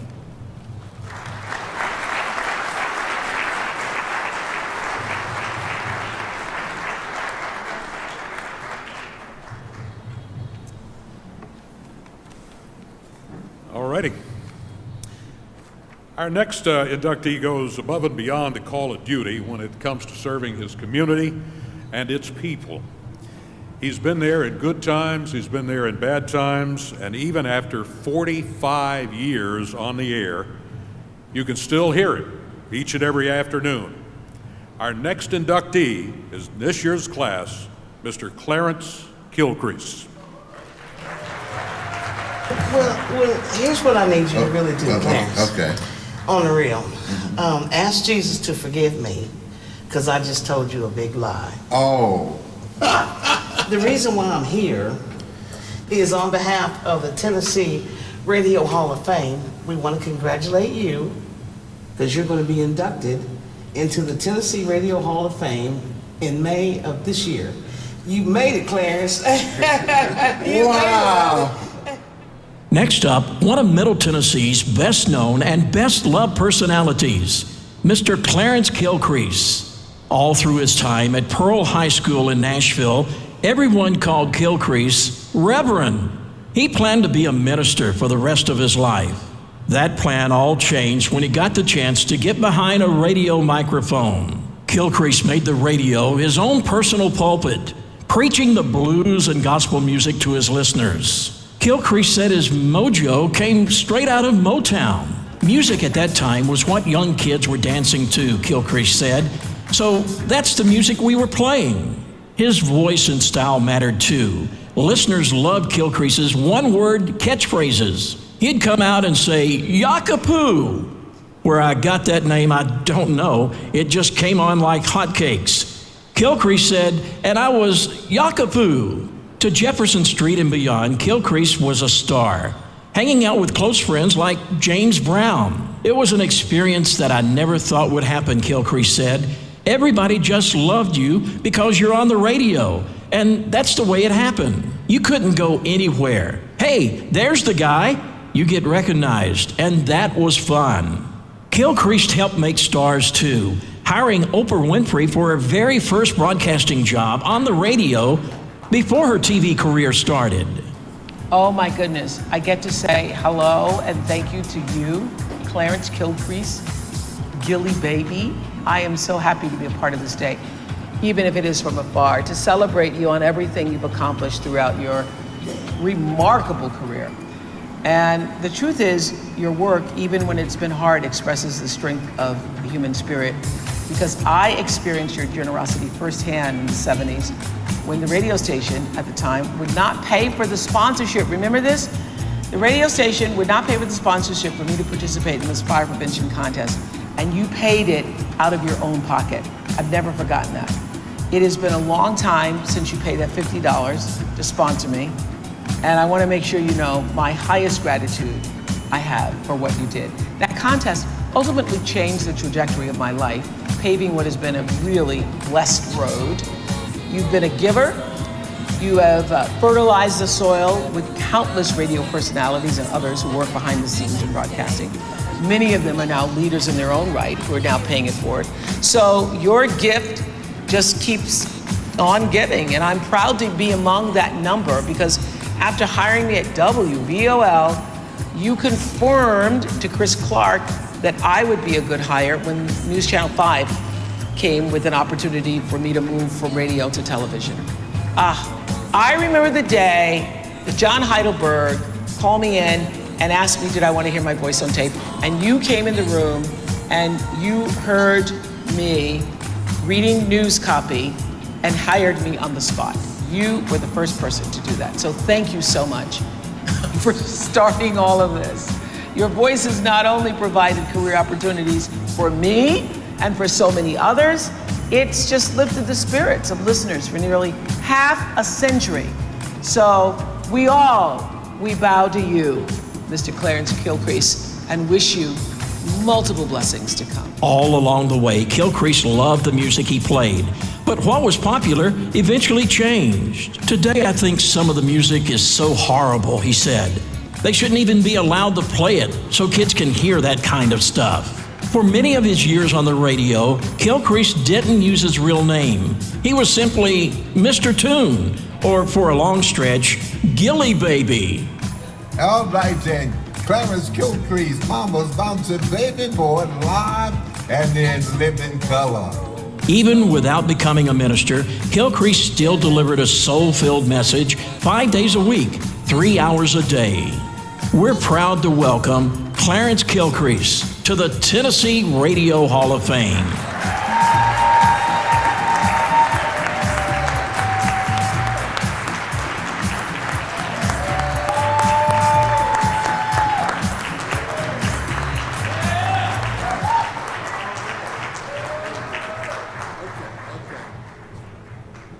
Wow. Thank you very much. The only thing about it, Oprah she said the check got lost in the mail. I've been waiting a few years and still haven't arrived. But anyway, I mean, can it get any better? Can it get any better? What a good ride. Starting off as a young man and part-time, 30 minutes every Sunday and working my way up to general manager. Let me say the one thing that I was able to help many young ladies and young guys who wanted to get into broadcasting, and some are still serving. So we want to say it's been a great ride. I wouldn't take nothing but for the experience I've had in helping people when we were still in the air all night long to raise money. When someone died, didn't have insurance, couldn't bury them. Every Christmas, we organized a group called the Love Prayer Band, where we delivered about 500 baskets for 20 some odd years. Also toys for those who needed toys. I am so happy tonight, and it's a great honor to have this chance.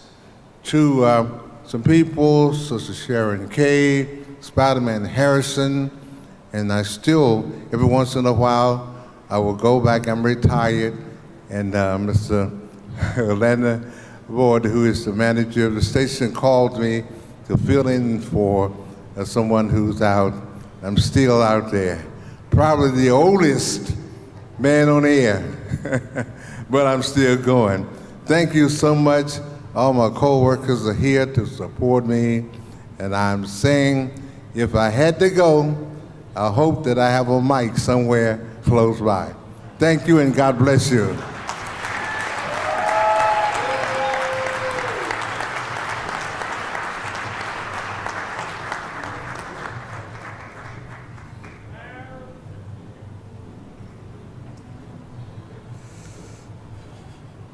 When our next inductee was only 18 years old, he started a low-power FM to broadcast to his college campus.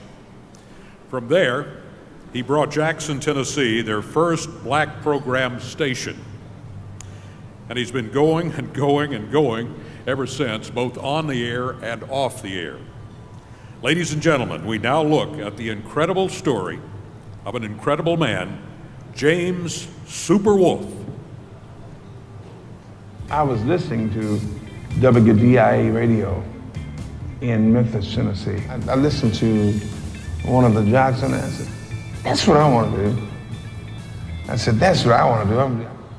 Our next inductee in the 2018 class, James Super Wolfe. James Wolfe came to West Tennessee in the late 60s to attend Lane College. The Arkansas native had built a life and career in West Tennessee dedicated to radio. In the absence of stations in West Tennessee employing black DJs, or targeting African American audiences, James sought and took any opportunity to host shows on a limited basis. If it was 2 hours on a Saturday afternoon on J103 FM in Jackson, or late nights on Brownsville 95.3, James Wolfe pursued that opportunity. But that wasn't enough for James. Sometimes in broadcasting, these big breaks don't happen. So Wolfe decided it was time to then set the goal of owning his own radio station. Personal savings and connections through James and his entertainer wife, Denise LaSalle, got the effort moving. And eventually, James and a team of partners applied for and received an FM frequency in West Tennessee. And Kix 96 was born. We signed on the air, and after being on the air for 1 month, we had 29% of the market. Out of all the radio stations, and everybody said, oh my God, what is this? Targeting Jackson and all of West Tennessee, Wolfe hosted and put together a broadcast and marketing team that successfully put Kix 96 at the top of the ratings. The station successfully managed to create a flagship for Wolfe Enterprises, the African American community in West Tennessee, and an entertaining station that reached well beyond the African American community. A lot of white people like Kix 96. Just for example, we subscribe to the Arbitron ratings, always have. Kix far and away has got the most listeners in any given geographic area you want to talk about. Say, let's talk about Madison County. Kix has pretty much double, and always has, the number of listeners of any other radio station. Well, historically, 15% of that is white. Kix 96 and Super Wolfe not only touched the city of Jackson, but used his personality and airwaves to encourage community involvement, positive youth messages, and drives promoting health, academic success, and political participation by the black community. James Wolfe's commitment to his dream of having a place in West Tennessee broadcast was fulfilled because of his talent, relationships, and vision. His community benefited, and he merits a special place in Tennessee broadcasting. The one thing I can say about the whole thing is that it changed the landscape of people. To educate and to inform was first and foremost. Many broadcasters seek opportunity. James Wolfe created his own. That's just one of the reasons West Tennessee thinks he's super. And we are super proud to welcome James Wolfe to the Tennessee Radio Hall of Fame.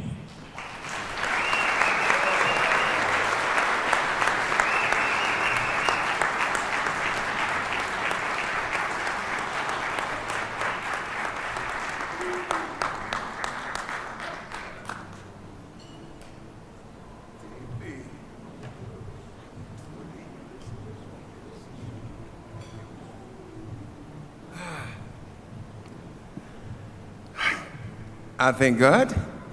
It's what I always say, because I do thank God for allowing me to be at this podium tonight and to receive this award. Thanks to the organization, the Radio Hall of Fame, for this honor bestowed, and my wife, Denise LaSalle, she just had a gold record stolen after her funeral. She was eulogized on the 8th day of January on Elvis Presley's birthday. And the funeral took place because of the ice and snow at Inglewood Baptist Church in Jackson, Tennessee, a European church that worked real well with us. We had over 1,500 people present at the funeral. And the one thing I can say about this dream that I had was shared by her and witnessed by many on this day, on the 15th day of January, when she was eulogized at Inglewood Baptist Church, because it was in the 50th anniversary of the assassination of Dr. Martin Luther King. And I am so happy to receive this award tonight. I wish you were here tonight, but she is not, but that's okay, because God has a better place there, because to be absent from the body is to be present with the Lord. I want to thank everybody for what you have done for me and for the vote of confidence that I've had, because see, when she was in the hospital, believe it or not, we both were in the hospital at the same time, but the Lord saw fit to take her, and we're both happy. Thank you very much for the honor bestowed.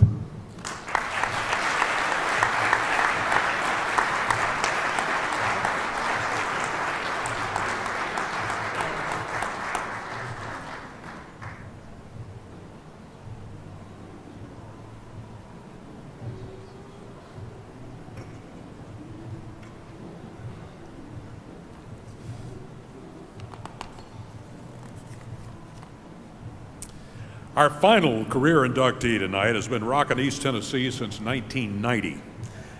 Billy Kidd and his cast of characters have not only been rocking East Tennessee for all these decades, he has also, listen to this, he's also helped take WIMZ to the top spot in Knoxville ratings, defeating WIVK for the first time in 138 consecutive surveys. That's almost 38 years. We now salute the pride of WIMZ, Mr. Billy Kidd. Now, why are you standing here? Billy, I want to let you know before your Midwest radio family here. No, firing me already. The hell of a way to go, wasn't it? Yeah. In 2018, you, Billy Kidd, are going to be inducted into the Tennessee Radio Hall of Fame.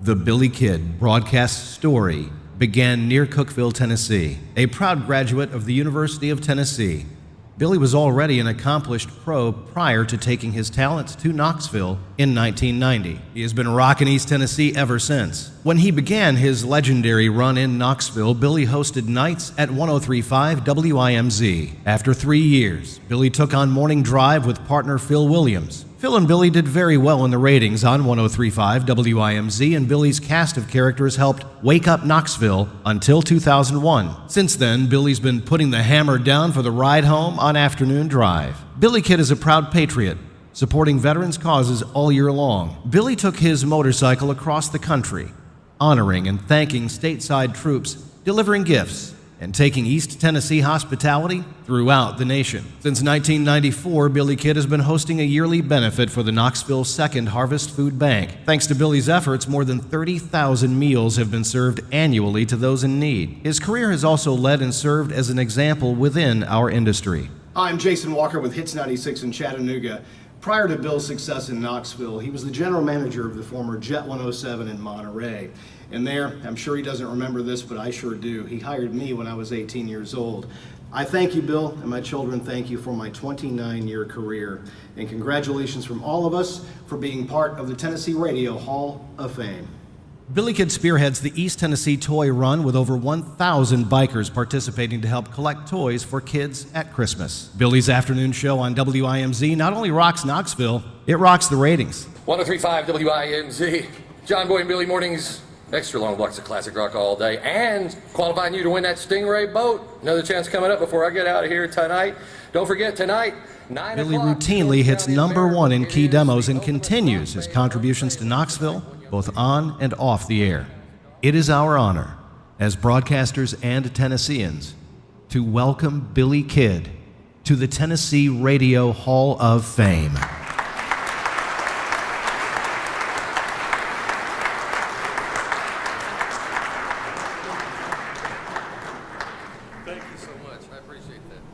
Yeah, thanks for not letting me have to brag about a radio station just kicking #1 right there and everybody in Knoxville, Tennessee. That is awesome. Wow. I have no business being here, I will tell you. There are so many radio luminaries and peers in this house right now. Mike Beverly, my friend Randy Chambers, program director, Randy Ross, and so many others that totally deserve, and many, many other people that I've worked with in radio for 35 years that need to be here before me. But I certainly appreciate this. Started out as a little radio guy back in 1980, worked at a little daytimer, AM 1600 on the AM dial. I don't even think they have 1600 anymore, do they? It's like, you can only go to like 1590 and there's no 1600 left.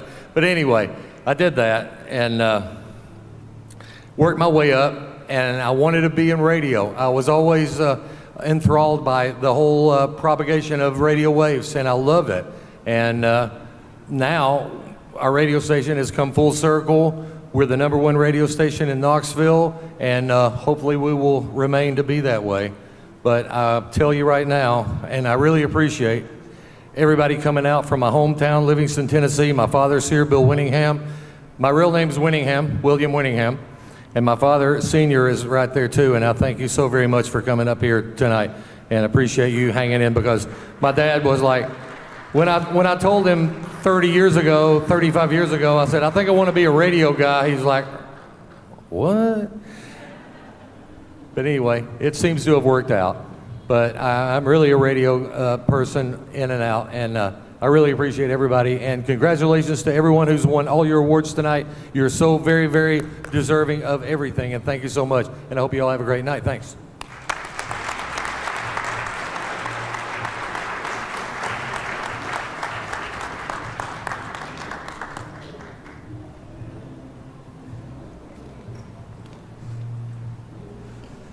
Well, we've already saluted Joe Sullivan and his success at WMAK.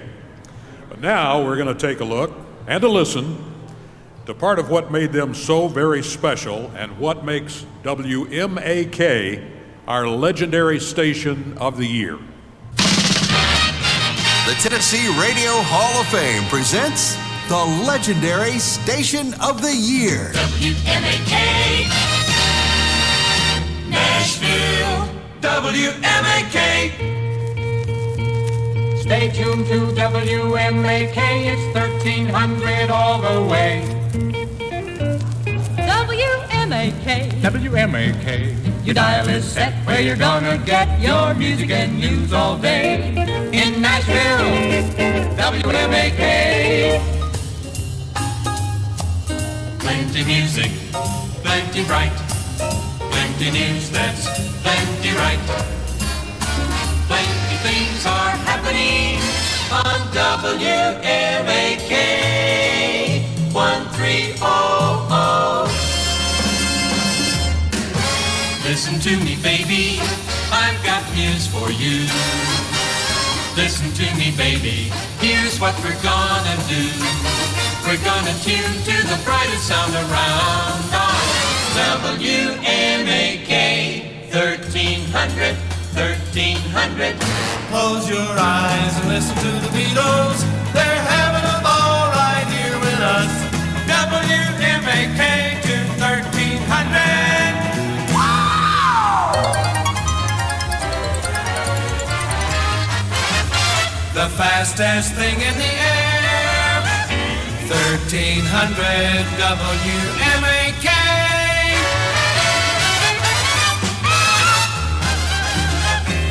1300 WMAK, where the action is.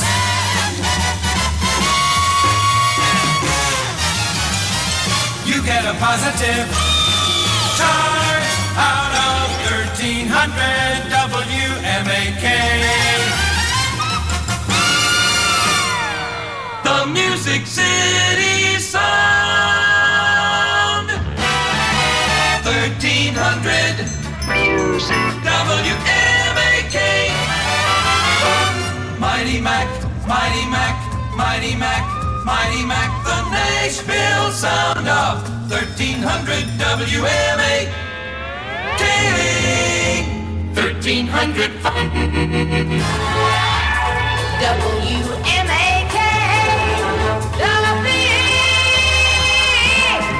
Nashville Sound. John Young. John Young here on WMAK Radio, and you've snowed me with your charm and beauty and grace, and it's too late to turn back now. You're stuck with me all summer. This is Cornelius Brothers and Sister Rose. Let's go with the All-Americans on 1300 WMAK. Turn your mind off, baby. Feel the fun vibrations on 1300 WMAK. It's fun! Hark, the music fills the air. Holiday cheer from WMAK. It's the holiday season on 1300 WMAK.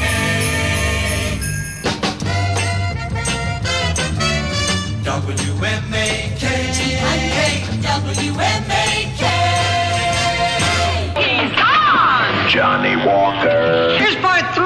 Johnny Walker triple play.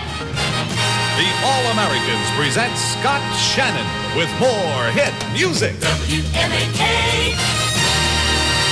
It's set on tune with your ever-loving little hell. Nashville. WMAK. Weather. Coyote McCloud. MAK. Yes, Coyote McCloud. Friday night, good time, rock and roll, record, radio, show, environment, fun. How does a kid do it on $12 a week review? Chock full of good time, rock and roll, and fun, fun, fun. Murphy in the morning. WMAK. That's all, folks.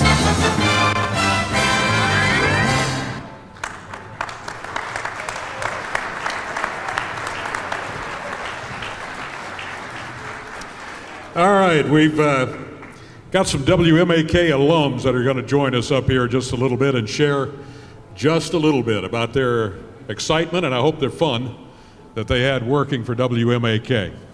Hey, Gary Beatty. Hey, how are you? Doing just fine. Welcome First on of up. all, thank you. First of all, congratulations to Skip Woolwine and Chip Chapman. Best return on investment of the evening. Great show. Great production, guys. And congratulations to Charlie Mook. That's the best speech you never gave.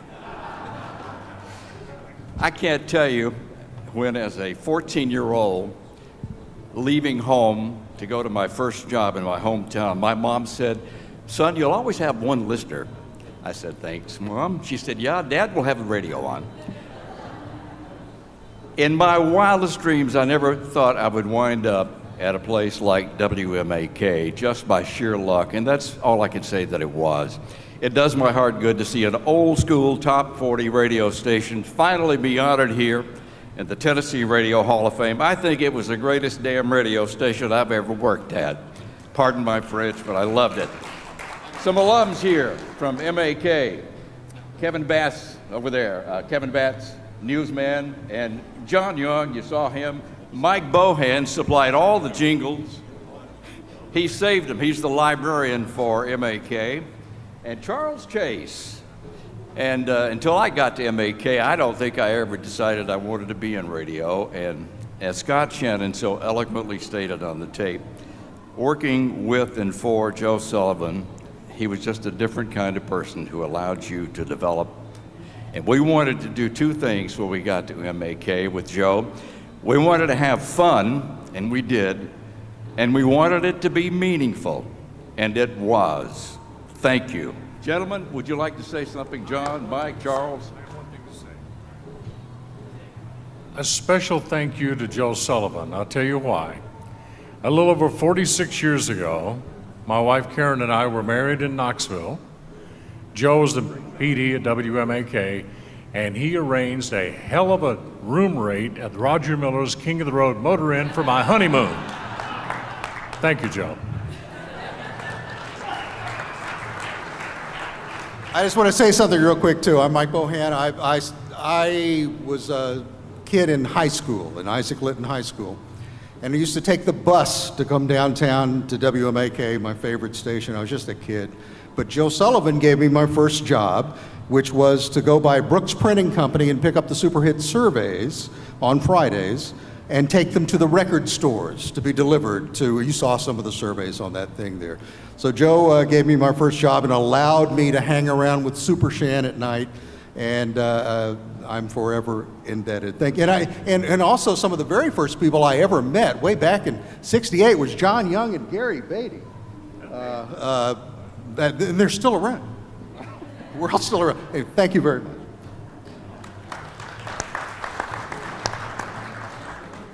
Joe, one of the great gifts you gave me was just being a good human being, which sounds like, yeah, sure, okay, really? But honestly, in today's world, a lot of guys don't hear from their boss unless they've done something wrong. A lot of guys in management don't know the mind of a creative. They don't know how to feed and nurture talent, and they have a world of talent in their building. You treated us so well, and what I tried to do in my career was treat people like you treated me. Thank you very much.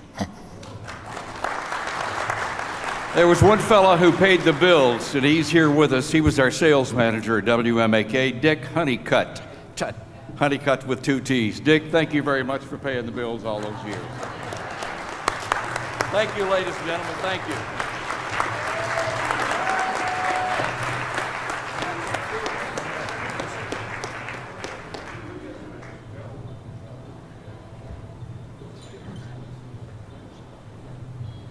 All right, WMAK, the legendary station of the year. I think I agree with that. When I was in Nashville, I used to listen to WMAK myself. Well, have you had fun tonight? Good. Me too. Thank you very much for being here. We hope you'll come back next year. We'll have another class of inductees. We'll have some more fun. I would like to have a couple of things to remind you. First of all, if all the inductees will gather up here on the stage for the group photo immediately at the conclusion here. And also a reminder to you that the party doesn't have to be over. The Atrium Bar down in the hotel is going to remain open until midnight tonight. You got plenty of time. Enjoy the rest of the evening. Safe trip home, and we'll see everybody in 2019.